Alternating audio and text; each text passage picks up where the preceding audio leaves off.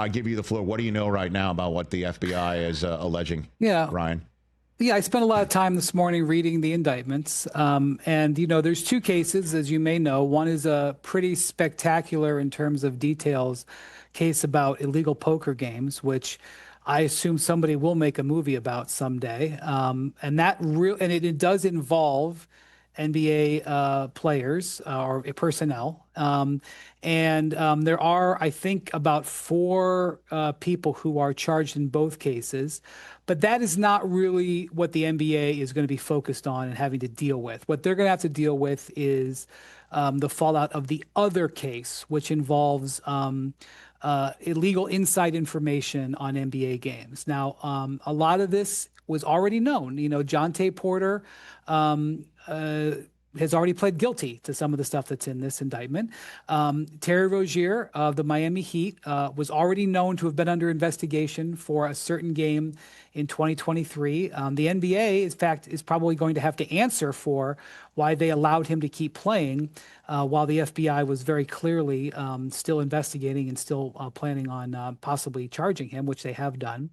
And then there is a whole slate of incidences of people having leaking inside information of when players might be available for games. And some of these players are gigantic names. They're not named in the indictment, but if you pull back one layer, yes, you can figure this out. In fact, Chauncey Billups isn't even named in this indictment, the head coach of the Trailblazers, who's now been put on leave by the league office, as, by the way, as Terry Rozier, as I'm sure you've told your viewers. Chauncey is just described as co-conspirator 8, who is described as an Oregon resident who played in the NBA from 1997 to 2014. Yes, we can figure that out. Now okay. It is. Yes. Uh-huh. So, this is what the new information is, which is that Damon Jones and Chauncey Billups use their positions as coaches of teams to tell people who may be available, and what appears to be Damian Lillard and LeBron James, potentially also Anthony Davis. I'm not 100% sure about that. So wait a minute, let me just jump in here. So you're saying Chauncey Billups, it's not just the poker thing, that he is also in this indictment, yes, alleged to have given out information as to who's playing and who's not? Yes, that's correct. And that's what I'm not downplaying the poker thing, but no, I hear you. I hear you. The NBA isn't concerned today with whether people who are playing in illegal poker games got defrauded. I mean, they may feign that they care about that, but they don't care about that. They care about sensitivity information about their players and their games. And so what Chauncey is being accused of is, there was a tanking job going out in 2023 going on because people were really interested in getting their hands on Victor Wembanyama. And the Blazers weren't participating in that tanking situation. And there was a moment in March of that year where the Blazers basically seemed to have decided to put their tank in overdrive. And they decided they were not going to play their regulars anymore, but specifically they were not going to play Dame Lillard. And there was this day, I can't remember who they were playing, maybe the Jazz. Damian was listed as probable with a calf tightness. And according to the indictment, I'm not saying it happened, I just said according to the indictment, Chauncey told somebody that Dame wasn't going to play amongst other players, even though he was listed as probable. As the day went along, he was then switched to questionable and then out, and then he never played again the rest of the season. And the Blazers lost 15 of their last 17 games and ended up with Scoot Henderson, the number 2 pick, but not the number 1 pick. And then Damon Jones,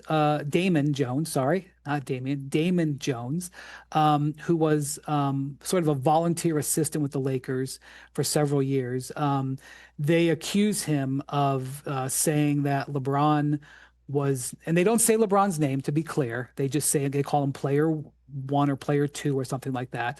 But they reference a game against the Bucks in 2023. It was the game after LeBron broke the scoring record, Kareem's scoring record. That game was against the Thunder, and LeBron was a relatively late scratch in that game. And the obviously not having LeBron, who was really close to the peak of his powers at that point, at least for that age, didn't play, and that information was used by people that Damon Jones told about it before it was public information. Then a year later, Damon apparently, according to the indictment, told these co-conspirators again that LeBron or Anthony Davis, it's not clear which, because both were on the injury report for a certain game against the Thunder, that they would either not play in that game or play less than normal minutes. At the time, the Lakers were under 500, and the Thunder were a very strong team. They had Chet Holmgren, he was playing. They had Jalen Williams, he was playing, and Shai Gilgeous-Alexander all played in that game. And in fact, LeBron and AD did play in that game, did play their regular minutes, and the Lakers pulled the upset. They had been not favored, and they came back and won.